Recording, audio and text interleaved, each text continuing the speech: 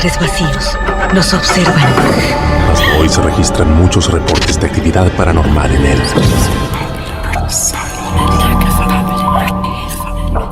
El misterio está fundamentado en el silencio. Es divertido asustarse a veces, ¿no? Está aquí. Pero ya es hora de hablarlo entre todos.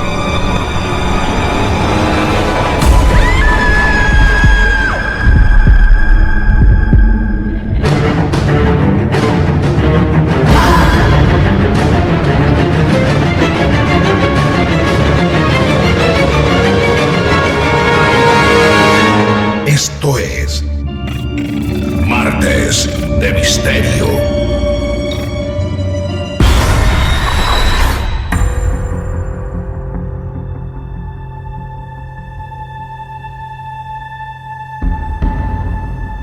Nos entusiasma de manera absoluta saber si estás escuchando este episodio de noche.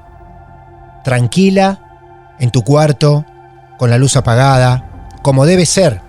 Así celebramos otro encuentro de Martes de Misterio. ¿Desde qué lugar nos estás escuchando? Mi nombre es Martín Echevarría y te saludo desde Mar del Plata hacia cualquier parte del mundo. En Martes de Misterio vamos a ser testigos de otro caso real, como siempre, desde el capítulo 1 hasta el día de hoy. En este caso, la protagonista del día de hoy se llama Alena, por lo menos el nombre por la cual se la conoce dentro de su espectro laboral, porque ella es bruja. Nos ha contactado porque nos anticipó que también había sufrido un caso real dentro de la familia. Por eso no tardamos en lograr este contacto con Alena y ya la tenemos del otro lado del teléfono para compartir su historia. Hola Alena, bienvenida a Martes de Misterio. ¿Cómo te va? Hola, ¿qué tal? ¿Cómo estás? Muy bien por acá, todo tranquilo. Alena, primero te pregunto, ¿a qué parte de Buenos Aires estamos llamando? Esto es zona noroeste, la localidad de José de Paz. Provincia de Buenos Aires, entonces, aquí estamos con Alena, que tiene ¿cuántos años? 32. Alena, como dije en el principio, vos sos bruja, ¿es así?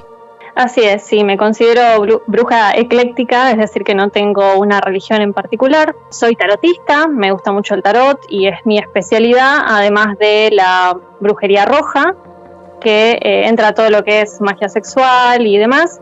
Y soy una teórica de la demonología y una aficionada de la demonología también. ¡Wow! ¡Cuántas cosas! Es la primera vez que escucho magia roja y magia sexual. Bueno, la magia sexual es verdad que hay además poca información porque Sí. Los practicantes suelen ser muy herméticos. Ajá. Básicamente la magia sexual lo que utiliza es la energía sexual que tenemos los seres humanos como una energía creadora. Si lo pensamos, la energía sexual es la energía creadora por naturaleza porque sin ella no nacerían humanos, ¿no? No nacerían las personas. Claro. Entonces toman esa capacidad de creación que tiene y traen a la tierra lo que sea que deseen de alguna forma. Es decir, que es una forma de manifestación, una forma de atraer algo que quieras. O sea, a través de un orgasmo, por ejemplo. Sí, que como la práctica básica es planificar qué querés manifestar. En general Sí. se usa mucho la magia sexual para cosas materiales, para dinero, para atar a una pareja o dominar a una pareja, por ejemplo. Te digo más, hay gente que tiene sexo con sucubos o incubos. Claro. dentro de esta práctica. Claro. Hay de mirá todo, vos. hay de todo. Qué impresionante. Sí. ¿Y eso se practica de Sí, forma particular, individual o grupal también o con una pareja? Puede ser tan simple o tan compleja como quieras, porque puede partir de una autoexploración, es decir, de un acto masturbatorio, o podés practicarlo con tu pareja, siempre obviamente con consentimiento del otro, que Claro. el otro sepa lo que estás haciendo. Claro. O hay grupos, sí, hay grupos que se juntan y trabajan juntos, sí. Qué increíble, nunca había escuchado de grupos de magia sexual.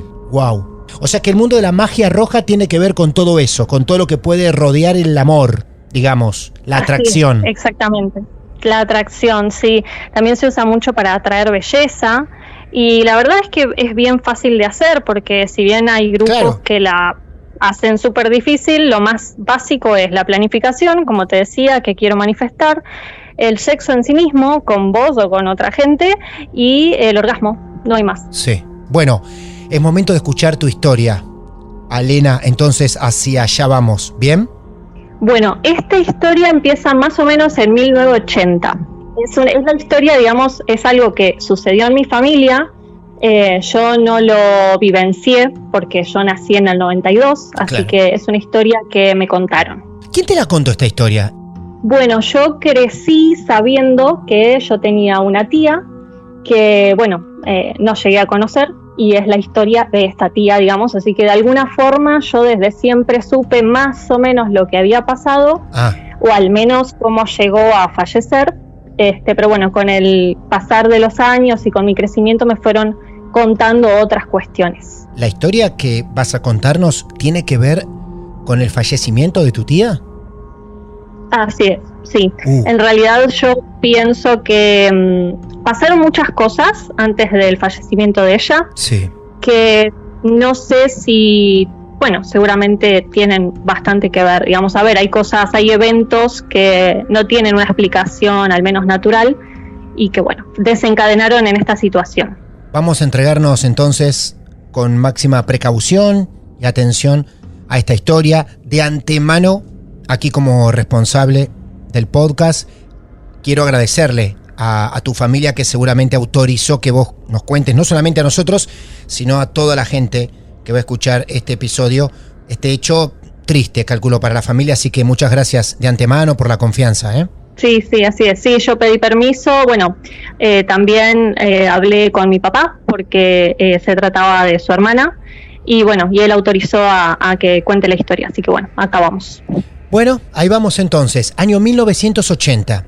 Allí nos instalamos con vos. A ver. El contexto es el siguiente. Mi papá en realidad tiene un hermano, o sea, tenía dos hermanos, ¿sí? Ella era la menor, tiene un hermano del medio y después él es el mayor. En el momento, como te digo, 1980, en ese momento la menor, que es la que, bueno, de la historia de la que vamos a hablar, tenía 17 años. Y entre esos se llevan poco tiempo. Mi tío tenía unos 20 y mi papá tendría 22, más o menos. No había mucha diferencia entre ellos, pero había un abismo en cuanto a formas de ser, de alguna forma, porque mi abuela era una persona extremadamente religiosa que les trató de inculcar cuestiones de ese estilo, y mi papá nunca estuvo muy conforme, así que bueno, fue el primero en renunciar a esas cosas. Eran muy distintos mi papá con los hermanos. Cuestión, te contaba más o menos de mi abuela, iban a misa seguido, son evangélicos, digo son, pero bueno, ya no, ni siquiera mi tío quedó profesando la religión, pero bueno, en ese momento eran evangélicos, asistían a misa, me cuentan que tenían la casa llena de crucifijos y cosas por el estilo que, bueno, un poco tétrico, ¿no? Pero eran bastante ortodoxos, digamos. Y esto, bueno, me lo cuentan porque yo obviamente, es más, yo de mis abuelos no recuerdo tanto, me acuerdo mucho más de mi abuelo que de mi abuela.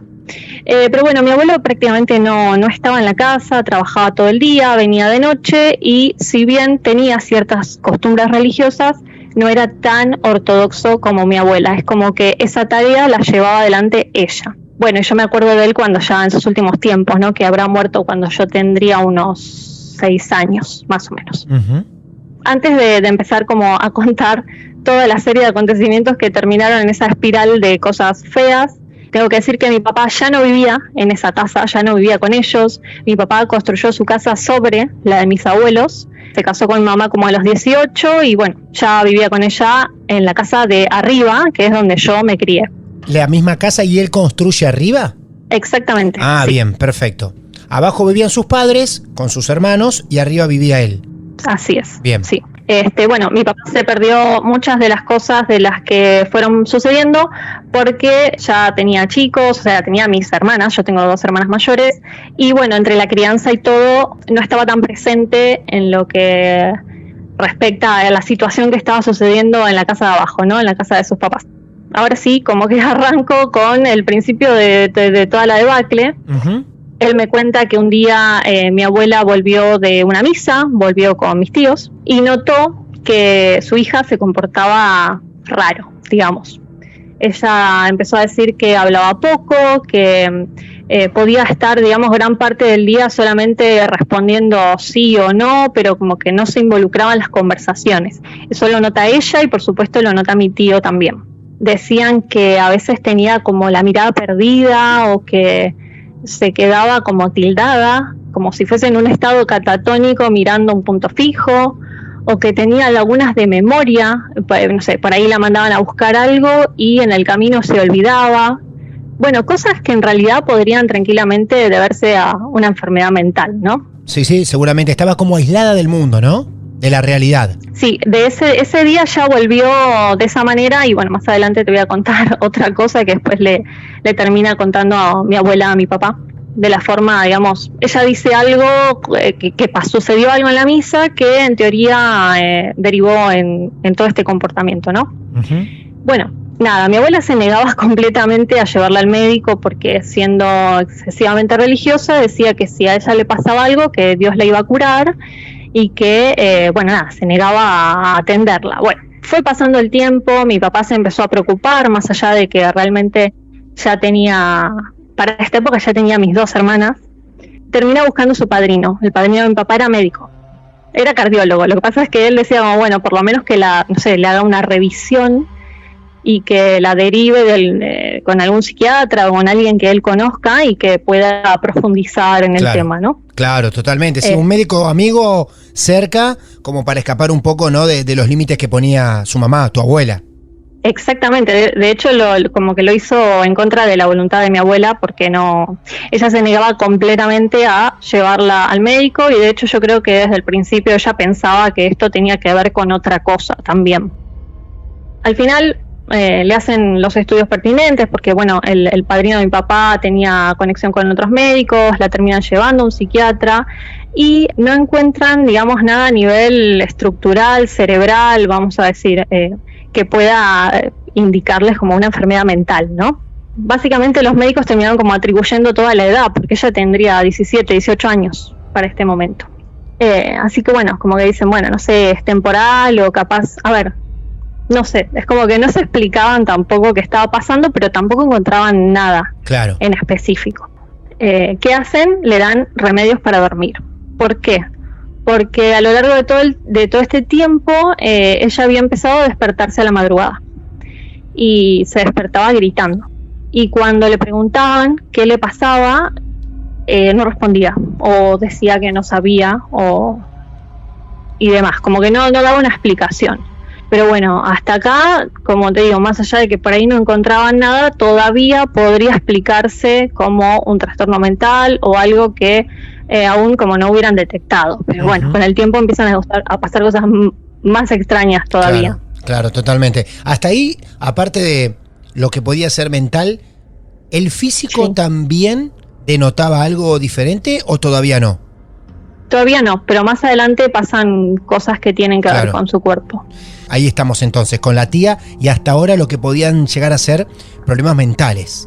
Sí, a mí me da escalofríos la historia realmente porque, a ver, no se habla tanto de esto en mi familia, sí se la tienen presente de alguna manera, pero bueno, como fue algo extremadamente traumático, ¿no? Por eso me da un poco de... Tranquila, igual vos quedate tranquila, vas a poder contar hasta donde vos quieras y donde quieras parar, nosotros paramos la entrevista, no es necesario que fuerces ninguna situación. Bueno, perfecto. Lo primero raro que pasa después de todo eso es que mi papá, digamos, interrogando a su mamá, le pregunta si tiene indicio de cómo empezó todo, porque también él pensaba, bueno, no sé, algún tipo de shock por algún evento en específico. Claro. No sé. Sí, una sensación fuerte, ¿no? Así de golpe. Exactamente, él pensaba algo así. Entonces, lo único que él sabía es que había empezado después de volver de una misa, pero no tenía mayor dato de nada más. Entonces, bueno, como interrogándola, ella le empieza a decir que la empieza a notar rara después de lo que ellos llaman una posesión espiritual, o sea, después de una incorporación del Espíritu Santo. No sé si habéis escuchado eso que hacen en muchas iglesias evangélicas. ¿Cómo es eso? Ellos incorporan al Espíritu Santo. Es como un ritual en el que dejan entrar al Espíritu Santo y hablan en lo que ellos llaman hablar en lenguas, que bueno, digamos científicamente se llama glosolalia, que es hablar como en una lengua extraña, digamos, o al menos una lengua no identificable. Ok. Eso es algo común. Sí, bien. Sí. Que se practica habitualmente. Ok. ¿Ella fue la protagonista de esa misa? Sí. Ah, mirá qué interesante eso. No era la primera vez que lo hacía, según lo que le contó a mi papá. Digamos, es una práctica habitual en las iglesias evangélicas, la incorporación. Y bueno, ella empieza a decirle que después de eso es que él la empieza a notar extraña, que es como si no hubiese vuelto a la normalidad, de alguna forma. Posterior a eso, mi papá se entera de... Bueno, mi papá lo primero que piensa, a ver, mi papá es un poco el escéptico, como te contaba, es como que claro, siempre estuvo un poco por fuera nunca le gustó, siempre estuvo por fuera de la religión, entonces, bueno, él empieza a pensar, bueno, está sugestionada, como no sé, la sugestión del momento, pensó, este es el shock que hizo que derivaran el resto de las cosas, ¿no? Mi tía empezó a desmayarse y vuelven a hacerle estudios, otra vez impulsados por mi papá, que intentaba entender qué estaba pasando. Vuelven a no encontrar nada a nivel estructural, siguen con la medicación para dormir, porque digamos ya a veces incluso se mostraba nerviosa. En general estaba como en su estado catatónico, o sea, mirando un punto fijo, hablando poco, moviéndose poco incluso, pero había momentos, según lo que me cuentan, en los que miraba hacia todos lados como si la estuvieran siguiendo o si se sintiera observada. Uy, qué incómodo. ¿Ella tenía relación con el mundo exterior, más allá de la casa? ¿Ella iba a un trabajo, iba a un colegio, tenía amigas? No. Para este entonces ella había terminado de cursar lo que sería la secundaria y no había empezado a trabajar ni a estudiar otra cosa, así que se encontraba como en ese intermedio, digamos. Claro, y justo la agarra ahí sin salir casi de su casa, ¿no? Todo el tiempo ahí, en ese estado. Sí, porque además mi abuela era complicada, o sea, era tan ortodoxa que también un poco los tenía encerrados. Yo creo que mi papá fue el único que se pudo revelar a ese sistema, digamos, que había en la casa. Bueno, así que bueno, ahí estamos entonces, con más estudios para la tía y nada le pueden encontrar. Nada. Sigue como te digo, con una medicación que le habían dado para que pueda dormir. Bueno, cuestión que mi papá me cuenta que mi tío estaba aterrorizado. Mi papá, como te contaba antes, ya no vivía ahí, vivía en la casa de arriba, que es donde yo me crié. Hay un detalle de la estructura de la casa que es relevante para la historia, porque mi tío dormía en la habitación de al lado de su hermana. Y esta habitación era bastante particular porque para entrar él tenía que pasar sí o sí por la habitación de ella. O sea, la habitación de él no tenía otra puerta de entrada o de salida que no sea la habitación de ella. No sé por qué estructuraron la casa así, la verdad es que la casa tiene toda una estructura muy rara. A mí siempre me pareció rara la casa, incluso, bueno, obviamente ya sabiendo la historia, ¿no? Pero claro, es una casa particular, no solo por cómo está construida, sino porque es muy oscura y, no sé, es como muy húmeda. Hay algo que llama la atención del lugar. Hasta el momento, recordanos cuántas personas vivían allí, sin contar a tu papá, que sabemos que estaba arriba, ¿no? Ahí vivía mi abuela, mi abuelo, que prácticamente no estaba más que a la noche para llegar a comer y a dormir, mi tía y mi tío. Ahí estamos entonces con ellos y ante esta situación súper delicada. Papá también preocupado. ¿Y esto cómo sigue entonces? Como te decía, mi tío estaba asustado y bueno, nada, te conté lo de la disposición de su habitación y demás, porque él empezó a decir que ella no hablaba de día, pero que sí hablaba de noche y que él la escuchaba. Claro, su habitación estaba pegada a la de ella, ¿no? Bueno, eso ya era raro, pero más raro todavía si tenemos en cuenta que mi tía prácticamente estaba sedada a la noche. O sea, tengo entendido que lo que le daban era suficientemente fuerte como para que se durmiera profundo. Y cómo es que se despertaba y hablaba, ¿no? Claro, totalmente. Cuestión que él dice que cuando pasaba por la habitación de ella, que por ahí ella ya estaba acostada, cuando él pasaba para ir a la suya e irse a acostar, la veía despierta. Como que él nunca la veía durmiendo, él la veía despierta, inmóvil, con los ojos abiertos, por ahí, no sé, mirando el techo, pero despierta. Bueno, y a partir de acá ya mi abuela empieza a hablar de posesión demoníaca, mi papá enloquecido porque imagínate que no compartía nada de las ideas. Al tiempo mi tío empezó a decir lo mismo, porque él decía que cuando la escuchaba hablar a la noche, era la voz de ella, pero era una voz ronca, como si estuviera afónica. Claro. Imagino a tu tío en la habitación de al lado intentando dormir a la noche y escuchándola hablar. Por favor. Qué tremendo. Terrible. Y bueno, y lo que le pasa con eso. Porque mi tío sufre por lo menos 2 eventos fuertes con ella. Con ella.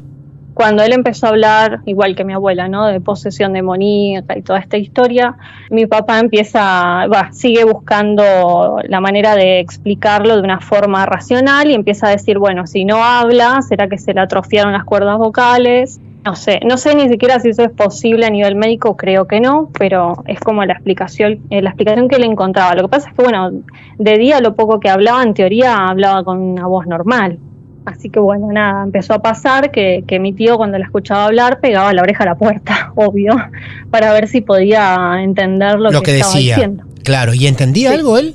Bueno, en general siempre él decía que no, como que no distinguía palabras, escuchaba los susurros, o sea, podemos pensar que o él no escuchaba bien porque ella hablaba muy bajo, o que, bueno, no sé, o hablaba con sonidos sin sentido, o que hablaba en otro idioma. Entonces, hasta el momento, para repasar, papá, que no quería escuchar nada de demonios, la abuela ya empezaba a hablar de demonios y el hermano también. Sí. Y la tía siempre seguía igual, incluso hasta peor. Sí, ella después progresivamente empeora, sí. Bueno, entre todas estas noches que él se levanta y pega la oreja a la puerta, porque, a ver, mi tío llegaba a un punto que tenía el sueño súper ligero, estaba tan pendiente de lo que pasaba del otro lado que dormía poco y mal, vamos a decir. Claro. Y bueno, una de esas noches que hacía lo de siempre, que era cuando la escuchaba hablar se levantaba, se acerca a la puerta y lo mismo de siempre, y la escuchaba a lo lejos, y al rato deja de escucharla y dice, bueno, me voy a volver a acostar, porque se terminó, o sea, en el momento se terminaba el parloteo y él se iba a dormir de vuelta, pero bueno, cuando se dispone a volver a acostarse, escucha al lado de o sea, pegado a la puerta, salí de la puerta. Eso es lo que le escucha. ¿Ella dice salí de la puerta? Sí. Ajá. Es la primera vez entonces que la escucha bastante clara en el mensaje, ¿no? Es como si ella se hubiera levantado de la cama y se hubiera acercado a la puerta para decirle salí de la puerta. ¿Qué hizo él? Casi se muere. Uf.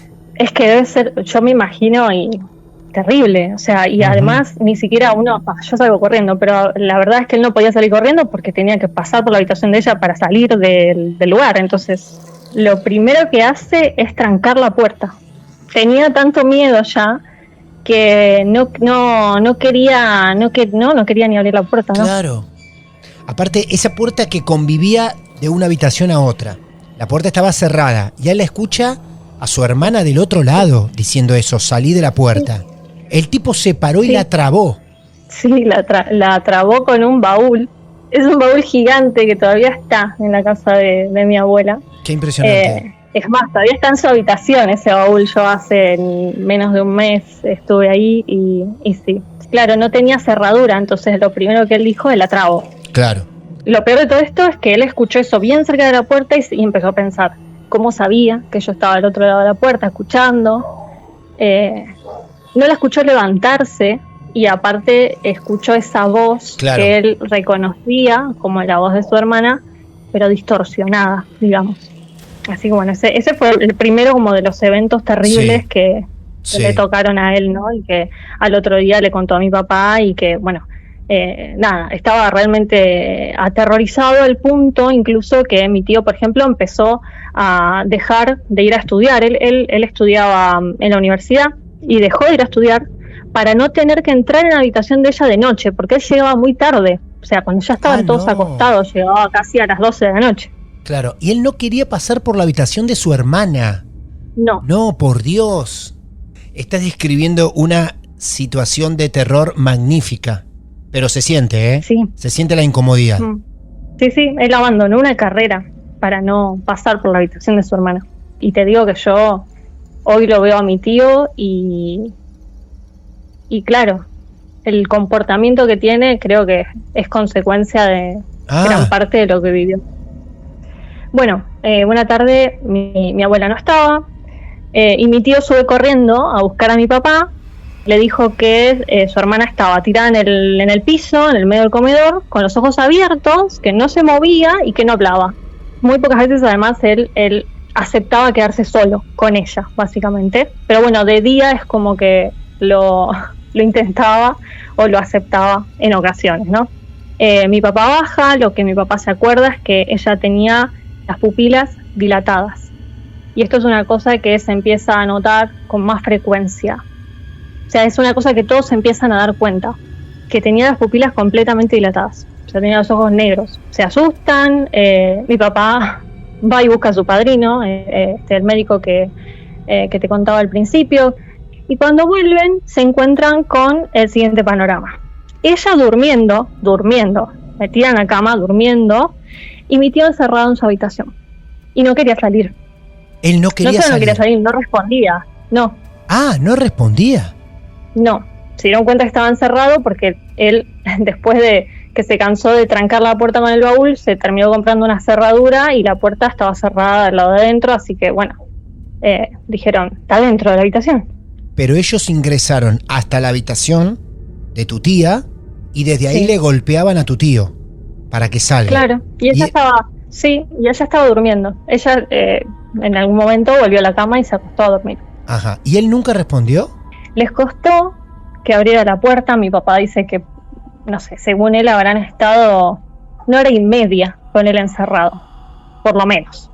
Les abre, estaba pálido, se dieron cuenta que había estado llorando, no quiso contar qué había pasado, no les contó nunca. O sea, a mi tío no le pudieron sacar una palabra de lo que había pasado.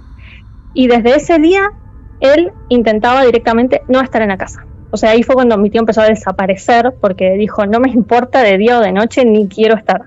Y ese es el segundo evento terrible que le pasó a él. Y que no contó demasiado. Suena terrible y encima no tenemos detalles porque no lo quiso contar demasiado. No. Bueno, ahí empieza como a notarse cambios físicos. Me contaron que le dio gingivitis, que se le cayeron los dientes. Incluso mi tía tenía 20 años, 21.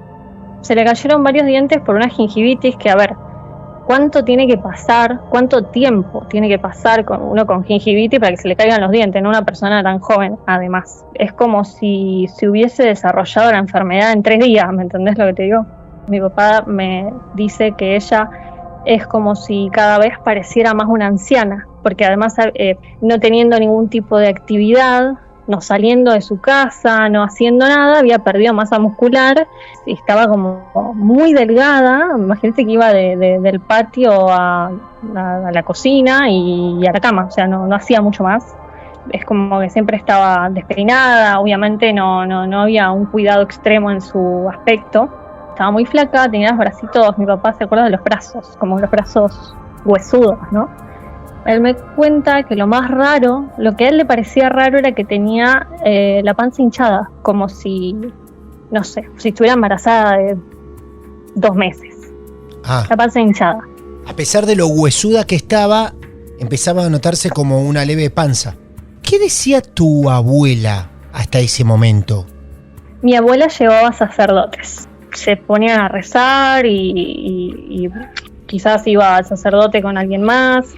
Pastores, ¿no? Porque eran evangelistas. Eso. Ponían a rezar, generalmente alrededor de la cama, y nunca reaccionó a nada. O sea, mi abuela le contaba a mi papá que ella se congelaba Lo único que se le notaba eran las pupilas súper dilatadas, que le pasaba en ocasiones. Se quedaba viendo un punto fijo, no reaccionaba. Mi abuela le llegó a decir que parecía que no respiraba, o sea, ni siquiera se notaba la respiración. Como que lo único que se movía eran los ojos. Claro. Nunca reaccionó a absolutamente nada. Y a veces, cuando los pastores se iban, se levantaba y deambulaba como de costumbre. O sea, hasta el momento todo estudio, por un lado de la ciencia y por el lado de los pastores, sacerdotes o lo que sea, nada estaba funcionando. Nada. Hasta el momento no habían encontrado nada relevante. Y ahí es cuando mi papá empieza a ser testigo de algunas cosas. En realidad lo que él más recuerda es el olor feo que había en la casa. No era como un olor a basura, ¿viste? Como a comida en descomposición, sino que era olor a muerto. Entonces él empezó a pensar que en la casa había ratas muertas en algún lado y empezó a buscar. ¿Por qué? Porque, bueno, mi tío, viste que te conté que había abandonado su carrera y demás, y empezó a acumular cosas. Mi tío en el galpón empezó a juntar cachivaches, digamos. Entonces, bueno, nada, la casa se empezó a llenar de cosas y mi papá dijo, esto es una mugre, debe haber ratas muertas en algún lado. Pero bueno, como que no era constante y no era en toda la casa, sino en lugares específicos en donde tal vez él buscaba y no había nada, claro, realmente. Qué incomodidad para tu papá, ¿no? Viviendo en ese lugar, con tu tío en ese estado, tu tía también, son sus hermanos, tu abuela, su madre, creyendo que estaba poseída. O sea, ¿cómo estaría también la cabeza de tu viejo, no? Sí, aparte tenían mis hermanas chiquitas. Una de mis hermanas nació justo cuando empezó todo esto, la otra nació 2 años más tarde. Y nada, tenía los bebés y bueno, sí, era una situación heavy. Sí. Con el tiempo, en uno de los diagnósticos, en una de las revisiones médicas, sale el diagnóstico de leucemia. Y eso fue porque vieron algo específico que dijeron, esto no está bien, y ahí fue la primera vez que encontraron algo, digamos, a nivel médico. Y falleció rápido, realmente, porque falleció a los 23. Qué tremendo. Qué tremendo. 6 años fue prácticamente un suplicio poder vivir de la forma que vivió tu tía. Sí, porque no tenían respuestas desde ningún lado, en el sentido de que los médicos no encontraban nada en específico, más allá de darle medicación para sedarla de alguna forma, para que no estuviera tan nerviosa o para que pudiera dormir profundo, por estos despertares que tenía en un principio. Y bueno, y los pastores la verdad que tampoco habían aportado mucho, más allá de la voluntad, porque ella no respondía a ningún tratamiento, ni médico ni espiritual, digamos. Es muy llamativo cuando el diagnóstico se da y se tiene que dar, aparece. Pero si hubiese tenido algo dentro del campo de la medicina mucho tiempo antes, hubiera salido también. Claro. Sí. Claramente cuando tuvo que aparecer la enfermedad, apareció, se detectó y lamentablemente terminó así, pobrecita. Sí. Antes no salió nada. Es increíble. Nada, no podían encontrar nada en específico. Todo a partir de la misa. Sí. Posterior a eso y posterior al deceso y demás, mi papá quiso guardar alguna foto que tenía. Bueno, no había muchas, ¿no? Por la época. Pero mi tío no se las quiso dar. Es más, mi tío le dijo que las tiró. Mi tío le dijo, yo no las tiré, no quiero guardar las fotos. Mi papá piensa que son mentiras, pero él se acuerda de una foto incluso que le sacaron durante uno de sus episodios, digamos, de catatónicos, lo llamo yo, porque es como ese estado de inmovilidad, ¿no? Y en la foto se veía claramente las pupilas dilatadas y él se acuerda que ella tenía una mano levantada y flexionada como en una posición medio extraña, y él se acuerda de esa foto y él está seguro de que esa foto está en algún lado. Pero bueno, nunca se puso a buscar, digamos, en la casa de mi tío para ver si efectivamente las tiene o no las tiene. Claro. Pero bueno, yo no llegué a ver fotos de ella. O sea, yo nací 6 años después de la muerte de mi tía. Alena, tu abuela fallece después, ¿no? Que su hija. Sí, fallece después, sí. Convencida hasta último momento de que esto fue una posesión diabólica. O sea, ella lo llamaba así. Una posesión diabólica a partir de la misa. Ella lo tiene clarísimo. Sí. Y ella puede explicar, y acá me puedo meter también en tu terreno, ya que vos sos demonóloga, ¿no? Ahora, ¿puede ocurrir eso en una misa? Que el que estemos esperando sea el Espíritu Santo y no sea precisamente eso lo que llega. Sí, de hecho yo lo que pienso de todo esto es que ella incorporó una entidad del astral. Ajá. El astral es un término que se usa mucho en el ocultismo y que hace referencia a ese otro plano, que no es el plano terrenal en el que nosotros vivimos, el que nosotros habitamos, sino que es un plano que está por encima y que tiene un estado vibratorio distinto al nuestro. Bueno, de ahí es de donde salen todas las entidades quizás inteligentes, pero no humanas. O sea, no creo que haya incorporado un muerto, o sea, creo que había otra cosa. Entonces, a partir de esta historia, ¿es que vos te metés en este campo y transitar estos caminos esotéricos también? Sí, la verdad es que la primera interesada fue mi hermana del medio, digamos, que siempre le gustó el esoterismo, y ya cuando yo era chica, me acuerdo, no sé, tendría 8 o 9 años, ella ya compraba libros sobre el tema. Entonces, por ese lado creo que entré, digamos, ella me acercaba de alguna manera cuestiones del estilo y bueno, terminé aprendiendo. Una persona que es demonóloga, ¿qué hace? Bueno, hay de todo. Hay gente que se dedica a trabajar como exorcista, se puede decir de alguna forma. Claro. Sacando entidades de los cuerpos de la gente. Hay quienes son más teóricos, yo estoy en ese campo, yo soy más teórica, a mí me gusta el tema, creo que también me surge el interés muy a raíz de toda esta historia. Por eso estás capacitada para darnos la conclusión de lo que atravesó tu tía. Entonces, las teorías que te tocaron leer reafirman ese concepto que está muy cercano al de tu abuela. Realmente creo que iba por ese lado. Yo creo que fue esa incorporación de alguna forma, fue una manera de empujarla a lo que conocemos como la apertura del tercer ojo, que hoy se habla mucho del tema, pero que está súper banalizado en redes sociales y que es más peligroso de lo que parece. Básicamente porque abriendo el tercer ojo estamos vibrando en una sintonía que nos puede llevar justamente a percibir lo que hay en ese otro campo astral y tener contacto con esas entidades que, bueno, desconocemos, ¿no? Realmente creo que es peligroso.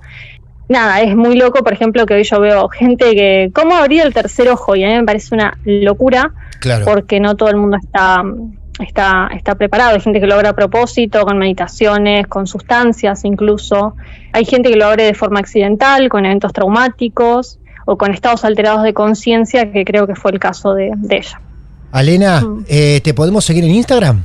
Sí, claro, sí. Me pueden seguir como alena.lunaoscura.